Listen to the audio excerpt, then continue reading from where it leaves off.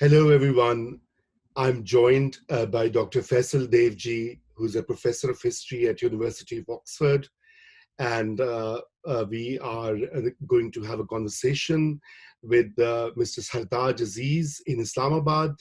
Mr. Aziz needs no introduction. He has served Pakistan in various capacities as a minister, as the deputy chairman of the Planning Commission, as a chancellor of a major private university in Lahore, and he has not only worked with various governments in Pakistan, but has seen the different political seasons and developments over the course of its recent history. Dr. Sartaj Aziz is also the author of a book, a very important book, Between the Dreams and Realities, Some Milestones in Pakistan's History. Its new edition has been recently published by the Oxford University Press. And today, Dr. Devji and I will talk to him about his book and some of the themes that the book entails. Thank you very much, Raza. It's a pleasure to be here to speak about the second edition of this remarkable book. Remarkable not least because, as your viewers will, I'm sure, know, Sartaj Aziz was present at the creation of Pakistan and has taken an active role in its public life over many decades. So this is really a considered view of more than 70 years of Pakistan's history. So what I want to do is focus particularly on Pakistan's foreign policy, not least, of course, because Mr. Aziz has been foreign minister, and then perhaps say a few things about Pakistan's domestic politics. And I think, Raza, you might want to say something about those as well. So let me begin then, Mr. Aziz, with what I might describe as an outsider's view of Pakistan's history, both domestic and international, from an outside or an outsider's point of view. And indeed, we see this point of view even expressed by a number of Pakistani writers. Pakistan's history, domestic and international, looks like a cyclical one. It is often described in terms of shifts back and forth between military and civilian rule. Relations with India also shift between bad and worse. And there is also a back and forth relationship with the United States. Similar cases can be made for Iran, Afghanistan, and the Gulf states, with perhaps China being the only exception. Do you see something more than this? Do you see a longer trajectory in Pakistan's foreign policy? Well, thank you very much. I'm pleased to have this opportunity to interact with both you and Raza. I think in my book, I've given a fairly detailed explanation of why military's role in Pakistan's political and economic life has been so dominant. But very briefly, it has a domestic political basis and external factors also. Now, the basic political factors start with the death of Quaid-e-Azam only 1 year after Pakistan was created, and 3 years later, Liaquat Ali Khan. So the founding fathers who create a country have a very prominent role in dealing with basic issues which must be resolved before a constitution can be formed. So the death of these two prominent leaders made it very difficult for the Constituent Assembly of Pakistan to agree on a constitution. India's constitution was finished in 1950, whereas our first constitution came in 1956, because there were basic issues like whether we should have a presidential system or parliamentary system, degree of provincial autonomy, and the role of Islam. So finally, the 56th constitution came about as a compromise, but after violating a basic democratic principle to deny East Pakistan its majority. East Pakistan had 54% of the population, but they, instead of following the option of a Senate or an upper house, which was done in the 73 constitution, they created parity between East and West Pakistan, giving it equal seats in the National Assembly, and merging the 4 provinces of West Pakistan into one unit. Now, this obviously created a lot of resentment in East Pakistan, which went on for a couple of years. And that turmoil led to the martial law of Ayub Khan in October 58, only 3 months before the February 59 elections, which were due under the fifth, could take place. So that is how the military intervention started. So the political weakness. Then Ayub Khan martial law lasted, as you know, almost 10 years.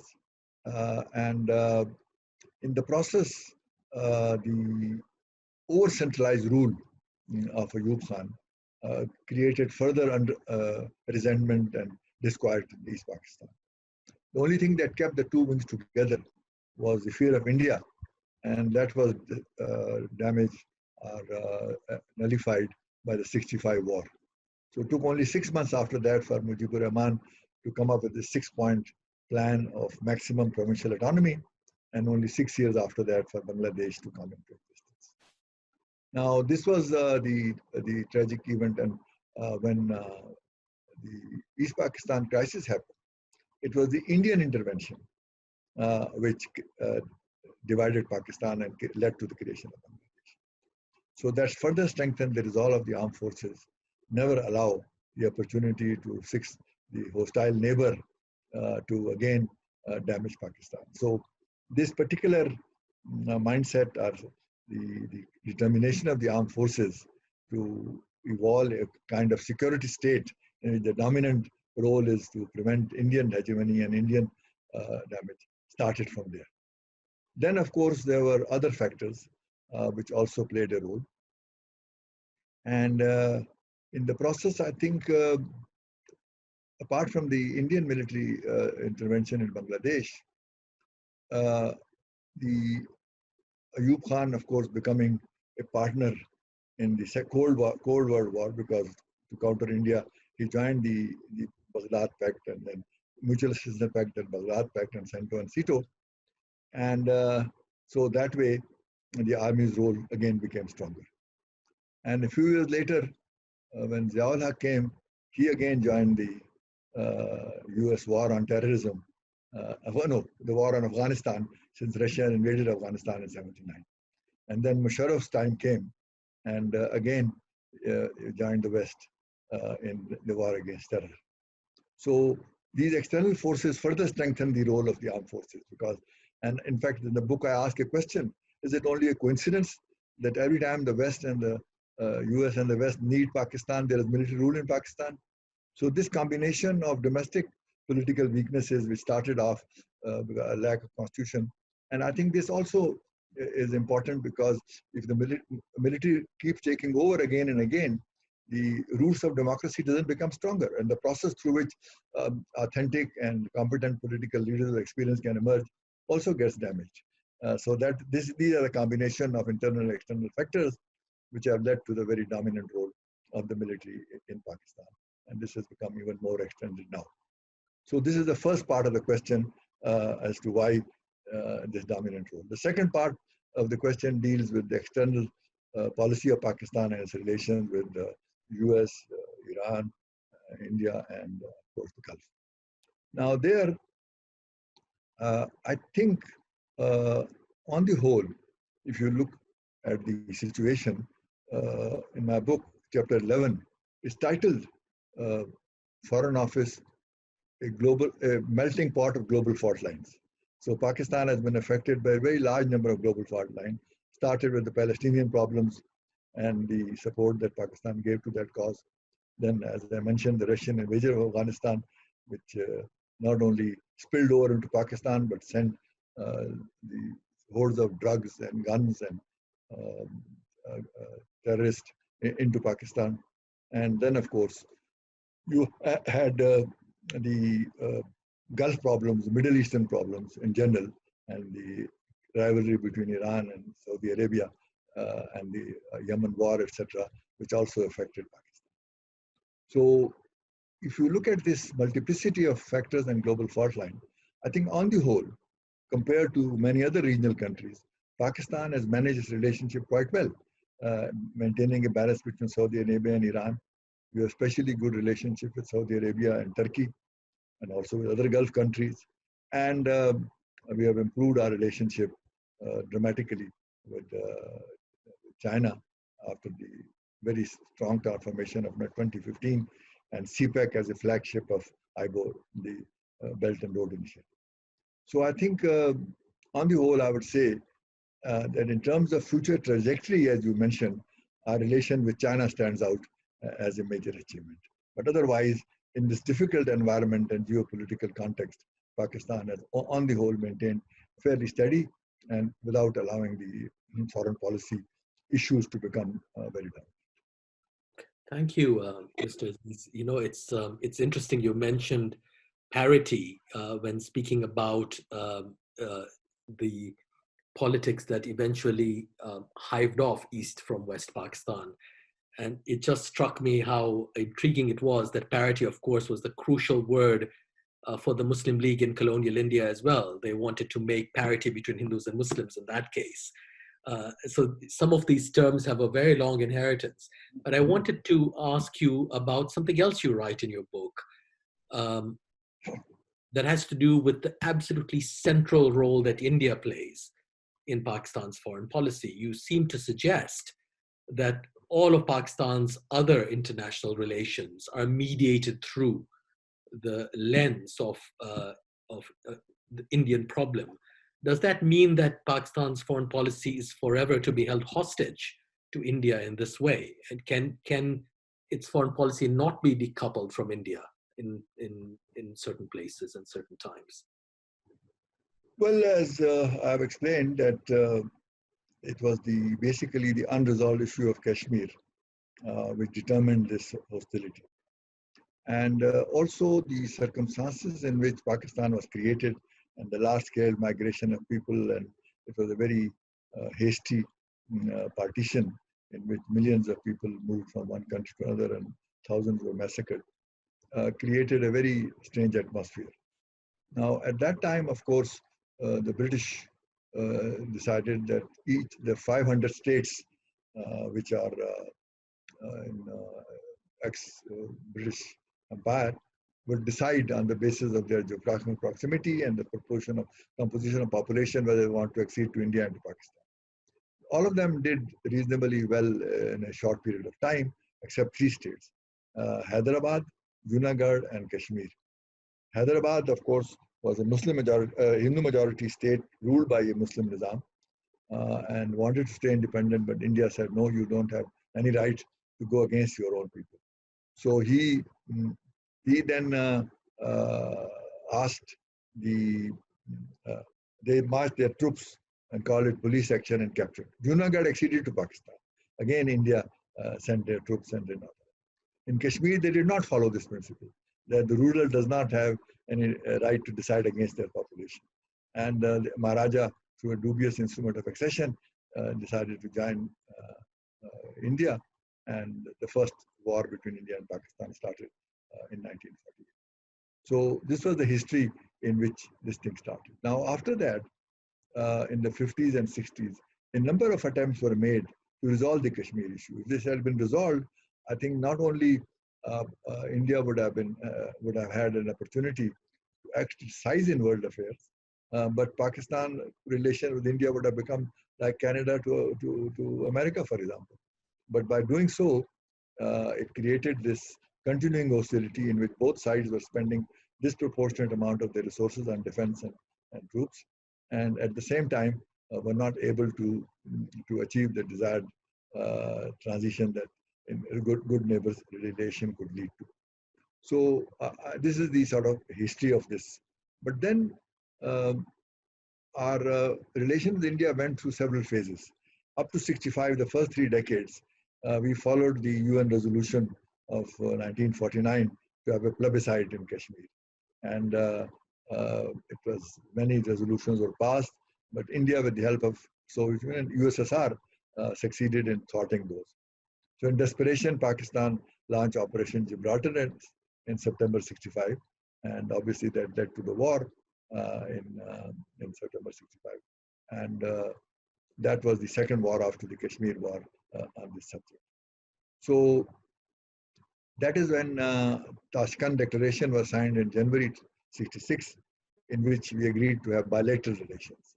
And this transition to bilateralism was further strengthened by the Shimla Agreement of July 1972, after the 71 war on Bangladesh. And so we were stuck now with the bilateral route, but India had no intention of meaningful bilateral dialogue, except in 98 when Vajpayee decided to come to Lahore and do it, and a little bit Musharraf formula. But otherwise, the bilateral dialogue meant accept the status quo. So in a way, then in the 80s, new issues like Siachen and Sir Creek were added. And since then, India has shown no interest.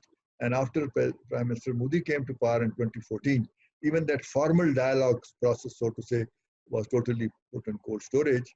And in 5th August 2019, the final blow came when India unilaterally integrated or followed Indian occupied Kashmir and tried to change its status, violating international law, which they had agreed to, as well as Indian constitution. So that is now, the situation has become further desperate. So in this background, I do not see so-called normalization that we refer to and going away. In fact, India would like to have normalization with Pakistan on its own terms, which means forget about Kashmir and accept Indian hegemony.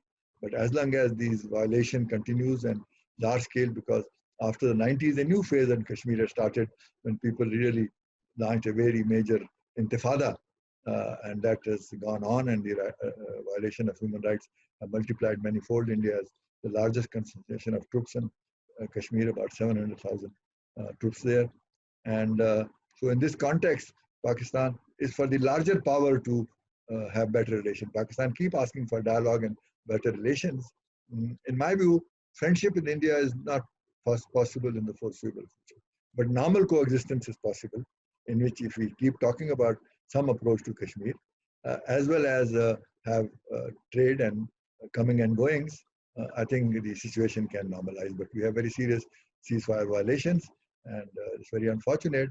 But in this case, the responsibility of the bigger neighbor is much greater than us. You know, in retrospect, I can't believe that Mountbatten and the residual British Raj insisted so strongly on not transferring paramountcy to India and Pakistan. Surely, and I think Gandhi realized this, that would just make the princely states into an inevitable cause for conflict, as indeed happened immediately. But that aside, you know, returning to Kashmir, you write very interestingly, and I was astounded, in fact, on what you write in your book about the meetings between the Prime Minister, Nawaz Sharif, and General Musharraf, on what the Prime Minister knew and did not know about the Kargil, what would soon come to be the Kargil War. And I was flabbergasted by one of the appendices you insert in your book on what appears to be a remarkable breach of security, where General Musharraf is in Beijing and speaking to one of his army colleagues, and the whole conversation intercepted by India and published in Delhi when you arrive there. So we can talk about that, but I just want to ask you about the relationship, if any, between the plan that was being worked out when you were foreign minister, after Mr. Vajpayee's bus diplomacy, the Lahore Accord, and what comes shortly after the Kargil War, the 4-point plan of General Musharraf, which is widely touted as being the most creative plan ever put forward for resolving, at least in part, the Kashmir issue. Could you say something about the links or the relations between the plan hatched with the Lahore Accord and what ended up being the 4-point plan of General Musharraf? Well, these are two very serious attempts to resolve the Kashmir issue, and I wish they had succeeded. The Lahore process actually started a year before Vajpayee came to power. And after Nawaz Sharif won the 97 election with 2/3 majority, there was a sudden positive direction towards serious dialogue. And so in March 97, 1 month after it came, the two foreign secretaries met and agreed to create a mechanism for structured dialogue on 8 issues with 6 working groups. And that was the first time that they had created a working group on security and on Kashmir for serious discussion. But then Gujarat's government fell in November that year, and Vajpayee came to power early next year. So there was a stalemate, but then in May 58, there were nuclear tests by India and followed by Pakistan. So the UN passed a resolution, and there was a great commotion abroad and internationally that these two nuclear powers can come to blows, and Kashmir issue is a basic issue which must be resolved. So that is when Vajpayee and Nawaz Sharif, the two prime ministers, when they met in New York in September, 23rd September 1998, they agreed to revive that structured dialogue and also create a back channel. So in that back channel, they explored what we now call the Chenab formula, whose seeds go back to Owen Dixon's formula. Owen Dixon, in his report, had recommended that if plebiscite is not possible in the whole valley, let us have region-wise or district-wise plebiscites and assign them to India or Pakistan depending on their composition of population without an actual vote, and narrow the problem to the valley where some kind of ascertainment can take place. So the Kashmir Study Group, which has representatives from both India and Pakistan, they suggested that if this is done, the problem will be narrowed. Azad Kashmir and Gilgit will come to Pakistan. Jammu, including Kargil, will go to India, and we'll give autonomy to Kashmir Valley, 5 years, 10 years, and hopefully then the issue would get resolved. Although when I talked to Jaswant Singh in 1999, few months later, he said we can't go back to India and Pakistan, Muslim majority and Hindu majority. So I told him that it so happened that all the Hindu majority area are east of Chenab, and all the Muslim majority are west of Chenab. So we'll convert the communal formula into a geographical formula. That's why it is called the Chenab formula. So I think we had, I and Jaswant agreed without, basic thing was that we did not exchange these proposals and the back channel proposals as moving away from our formal position, but exploring where these solutions can be found. And I and Jaswant had agreed to meet within a few weeks later, but the Vajpayee government fell in April, 1 month later, and in May, Kargil crisis started, and then Musharraf took over. So that very, very important and eventful Lahore process was derailed by that military takeover. Otherwise, despite if Vajpayee re-election, if the election had taken place and Nawaz Sharif had come back, there was a very good chance because Vajpayee felt he had the strength and the mandate to resolve Kashmir, like Nixon did China. So it would be possible, and I think Nawaz Sharif also had the mandate to do that. So it's very unfortunate that happened.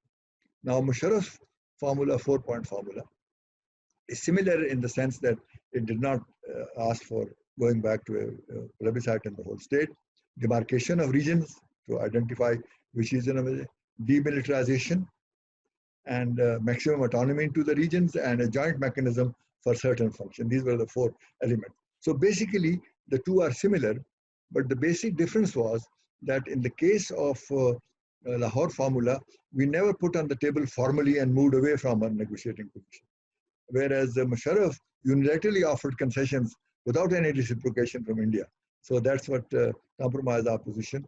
And in our next tenure, I think we did try to revive the dialogue process. And if there were a serious negotiation, something on the lines of merger of Lahore and Musharraf formula could have been worked out. But since India did not go for any such formula and decided to act unilaterally and exercise the might is right formula to keep Kashmir because you are more powerful, although morally, legally, constitutionally, it doesn't belong to you. People don't want to stay within the Indian Union. So that's why those 2 opportunities were lost. But I hope somehow with the present violation of human rights and very large scale sort of restrictions on media and other things in Kashmir, the international community is finally responding and objecting to this situation. And I hope they will force India to come to the negotiating table. But the one, as you know, there are arguments on both sides of this question. But the one thing that struck me um, with both formulas in a way, but it was spelled out by the 4.1 of Musharraf, was that the autonomy of the valley uh, set up a kind of a potential a situation where neither India, it was not simply a binational issue.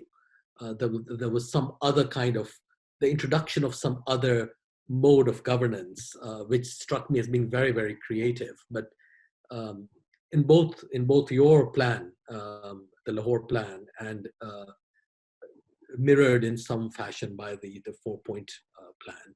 But I wanted to come now to the question of nuclearization, the nuclearization of South Asia.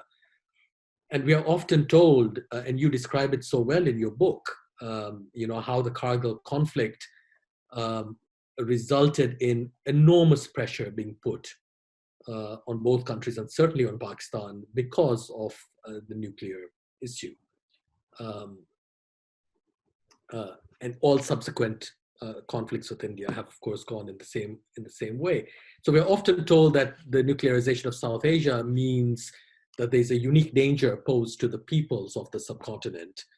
But I wonder whether the more immediate danger of nuclearization has to do with the setting of war outside regular politics, so that now that conventional wars have become impossible due to a nuclear threat, both countries have seen fit to invest in destabilizing their rivals internally and often at great civilian expense, whereas the wars had been, for the most part, textbook wars fought outside civilian areas, apart from 1971 in East Pakistan, and following all the laws of war. Now we have terrorism, and that really changes the perception of people, of the public in both countries, and makes better relations ever more distant. Do you think that the loss of war, of conventional war, actually it has imposed a significant obstacle, ironically, to Indo-Pak relations? Because in previous wars, the wars had actually created opportunities. Kargil being the last time this happened. After Kargil, you have the 4-point plan. Well, first of all, to recall the history, throughout the 80s, we went to the General Assembly and presented a resolution that South Asia should become nuclear free. India and Pakistan should both sign CTBT and also NPT, so that the region is free of nuclear weapons. It was passed by 130, 40, 150 countries, but India ignored it and went on with this nuclear program. So obviously we had no option but to respond, because if India became nuclear power without us becoming so, that's when the process started. But then when we both became nuclear power, at that time the deterrent happened, and Pakistan is, after Bangladesh, 1/6 or 1/7 of India. So if to maintain the 1-to-3 ratio, which is necessary in defense forces to protect yourself, not for any offense, but protect, we were throughout spending twice as much as a percentage of our GNP that India was doing. We were spending 5, 6, 7%. India was spending 2.5 to 3%. So the burden on Pakistan to maintain that very delicate conventional balance was very difficult. So when the imbalance becomes so large, and in some years, the increase in India's defense budget was almost equal to our total defense budget. So how can we protect ourselves in a conventional way? So for a smaller country, nuclear deterrence is an easier and cheaper option. Without that, you are vulnerable, and then you have to accept the hegemony of the other side. So I think to that extent, we have achieved that parity. And I think in 2002, if we did not have nuclear weapons, India would have resorted to the conventional war.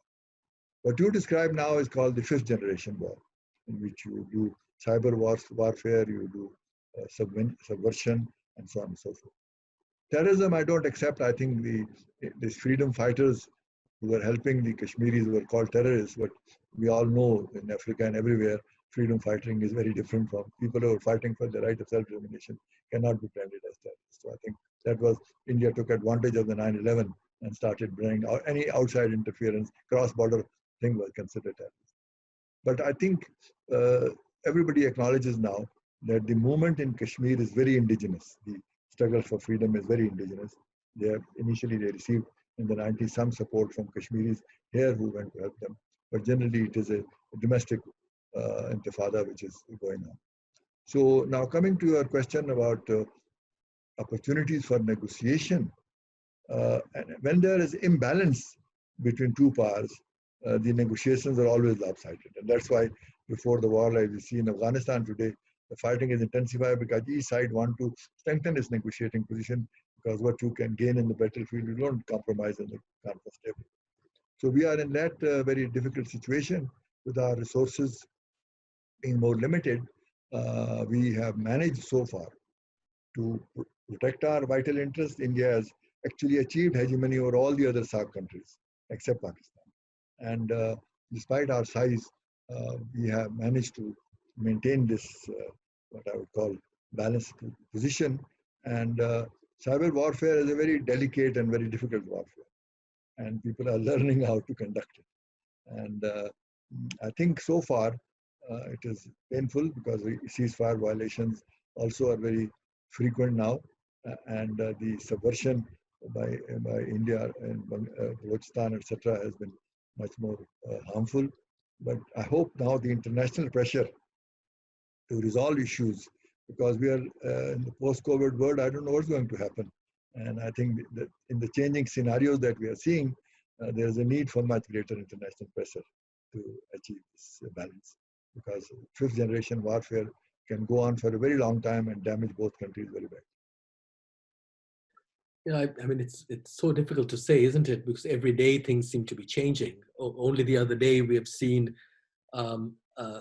India knocked off the Chabahar railway proposal, and Iran's good relations with China, which of course will impact on Pakistan. Pakistan seems to be, as it were, on the winning side in Afghanistan for the moment. So India's hegemony is interestingly in abeyance in the region in that sense.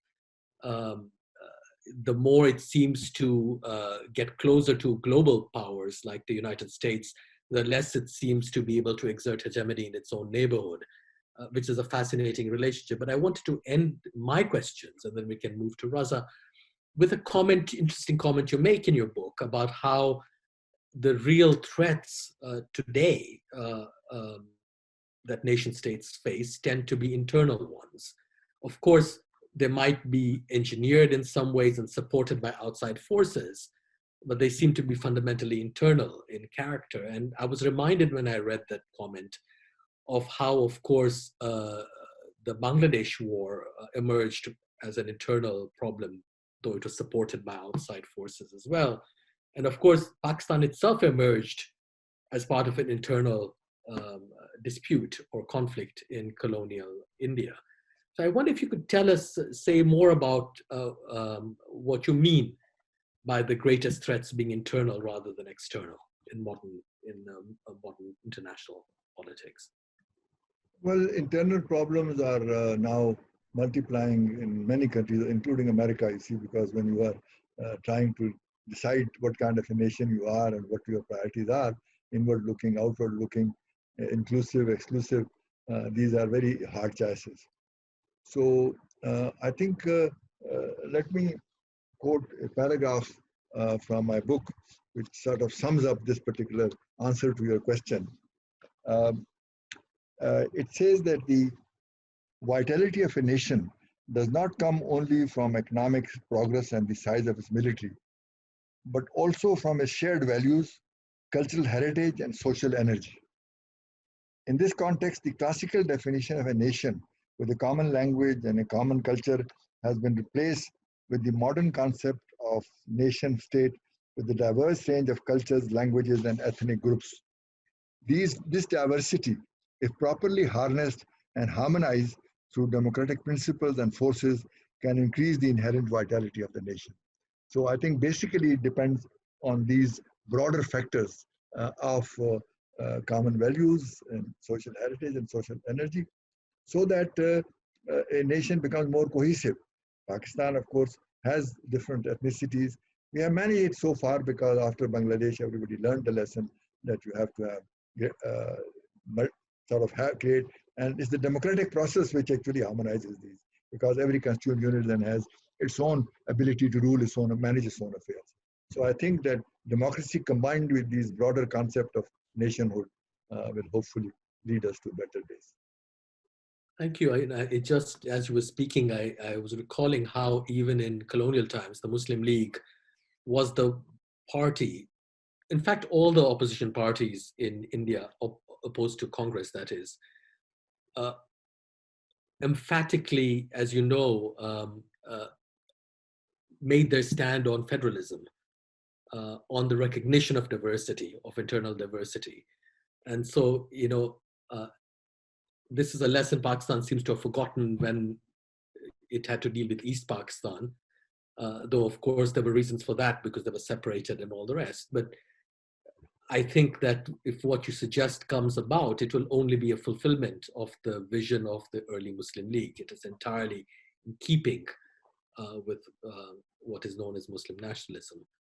So thank you very much, Mr. Aziz. Raza, I think you would like to ask Mr. Aziz some questions as well. Yeah, I just have one question because we are short of time.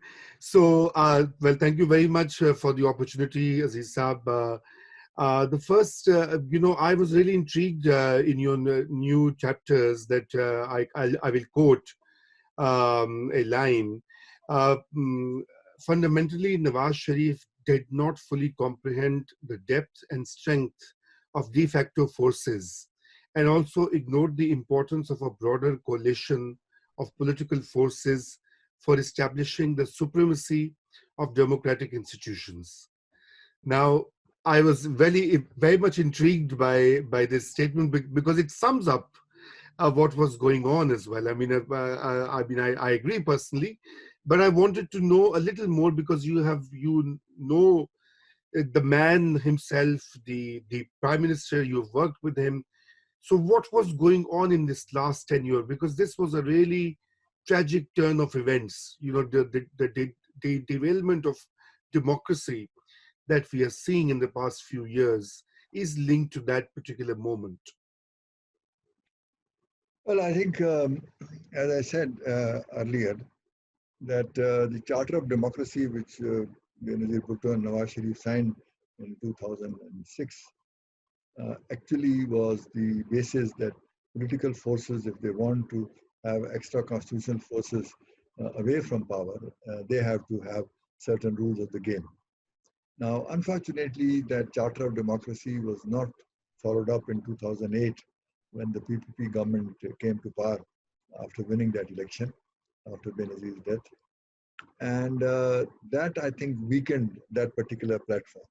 And that is why I think if you do not have the coalition of political forces to keep the civilian supremacy alive and kicking, then obviously you have to be more careful of how you deal with it. You can't take them on and say civilian supremacy is more important and vote ko izzat do, but then you don't have the political backing that you need from other parties. So I think this is a gradual process, the assertion of civilian.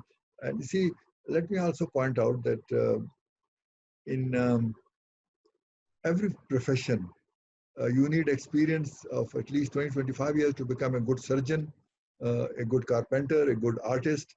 Why should it take less in politics? Because you need countries which have lucky to have scores of politicians who have 20-25 years experience, have a reservoir of good governance. But in this case, if you keep dismissing the political system every 5-10 years, the political system or the parties don't take root to throw up good political leaders. And then you say, they're incompetent, so what can I do? So I think it's a process that the political leaders have to learn that army is a reality. They have a very major role in protecting the country's vital interests and borders. They also protect us against terrorism. They've also provided support in many areas. But then the dilemma is that once they acquire that role, would they allow the democratic process to continue? Then it becomes a dilemma. So I think this dilemma has to be resolved. And I've recommended in my book at the end that there is now need for a grand national dialogue, which the parliament should initiate among all stakeholders to come up with a framework and what I call a new charter of democratic governance. So I hope the parliament will take the initiative to initiate such a mechanism. Let's hope so. And that was my second question actually, and you preempted me. So about this grand national dialogue, because I think that is perhaps the most critical requirement at this stage in Pakistan's evolution, where you need to establish some rules of the game. You know, whether it's the judges, the military, the politicians, everybody tries to interfere in other institutions' domains. So we need that some kind of dialogue. But you know, Sartaj sir, do you see that dialogue happening given what the current situation is? I mean, you know, we need it for sure. The present situation is fluid, and I don't think the current government, if it doesn't see this as a way to displace them, if they are allowed 1 or 2 years more to come closer to the thing, and then the Raza Rabbani as chairman Senate had made this proposal. Justice Asif Khosa has also mentioned this kind of a possibility. So it won't happen overnight. It will take a year or two. So I think in that context, but the initiative has to come from the army establishment. And if they decide that this is required now, because this hybrid system that has been developed can deal with the day-to-day problem, but then it weakens the de jure state to such an extent that they can't deal with fundamental issues. And we have very serious fundamental issues, whether it's in the economy, whether it's in the rule of law, whether it's in the security domain, whether it's in the media, then it can't deal with those fundamental problems. So I think the challenges are very serious, and more the people concerned at the helm realize that it requires now a new framework of rules of the game. Only then it will happen. Wonderful. Well, I mean, I think these were my two major questions. We are already short of time. Faisal, if you want to add something, otherwise we can thank Mr. Aziz and say goodbye to him. Yes, no, I think we've prevailed upon Mr. Aziz for far too long already. I just wanted to thank him again, and you, Raza, for what I thought was a very interesting conversation, and just to urge viewers to buy and read the second edition of Mr. Aziz's memoir, basically, because it is not only a book on Pakistan, it is a personal view of Pakistan's entire history, with a great many really quite gripping episodes in it. So I would recommend viewers buy and read the book. And thank you again, Mr. Aziz, and Raza, thank you for having us on Naya Daur. Thank you so much, Aziz. Okay. Thank you. Thank you. Thank you. Good afternoon. Good afternoon.